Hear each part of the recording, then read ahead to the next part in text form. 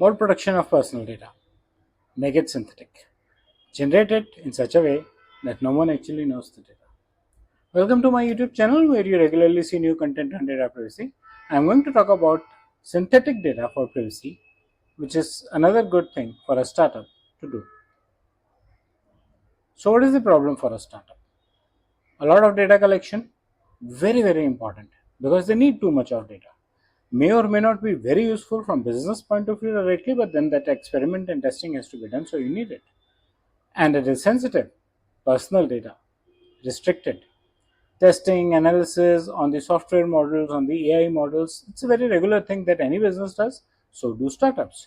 So they need to train their AIs and a lot of data, as I said, and you know yourself as well. Legal checks, regulators say don't share your data. Well, again, like we talked of in federated learning, if I don't share, how do I make analytics out of it? How do I run my tests out of different varieties of data across vendors and across platforms? That's what synthetic data is going to help us do. Synthetic data says mimic your data's statistical properties, right? Remove important sensitive portions of your real data and generate an artificial data in place of that. Use an artificial tool, a machine learning tool. Maybe you run a script yourself on your database and change all the names, change all the date of births, haphazard, top, bottom, rotate here and there, so that the personal information of the user is not shared, but the information that needs analysis gets shared. So you are, in a way, you are creating synthetic data.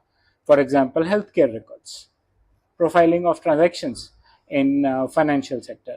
So instead of sharing the data, you are creating data out of it. The benefit for privacy, it eliminates direct identifiers and sensitive values. So you are safe. No one can identify the individual from the data. It allows safe data sharing and testing. So now when you are sharing data with anyone, though I would still say it should have at least been encrypted, maybe anonymized as well, but now because personal information is not there or correct personal information is not there, you're a bit safe altogether. Even in case of cross-border data transfers, you have to follow all the norms, but you know you are on a safer this thing, and maybe when you go back to regulators and say I'm following these norms, they might be okay with it, right? They may not create any issues with it. It's often used to augment small real data sets and make them safe to use and transmit. Types of synthetic data. It could be fully synthetic. You remove all the personal sensitive information, replace it with some other information. It could be partially synthetic. You do that only with the sensitive attributes of your database, not with every data part. Or it could be a hybrid model, which is like the transactions are real, but the user information is synthetic. So you know what are the transactions, but you don't know which transaction belongs to which user. As a real world use case, mobile apps processing is done on staging environment. Data sets are not shared anywhere. The data sets that are shared are synthetic. AI models are developed and privacy safe training is provided, and this is done for mobile apps, this is done for healthcare, this is also done for financial transactions, and we talk about that in the previous slide as well. A limitation: synthetic does not mean anonymous, can be worked out and regenerated, right? It needs a lot of effort. It's not that you have given a synthetic data, someone will get the synthetic database and rework all the primary data. No, it needs a lot of effort, but still there is a possibility. So you need to validate the utility of information versus the privacy trade-off.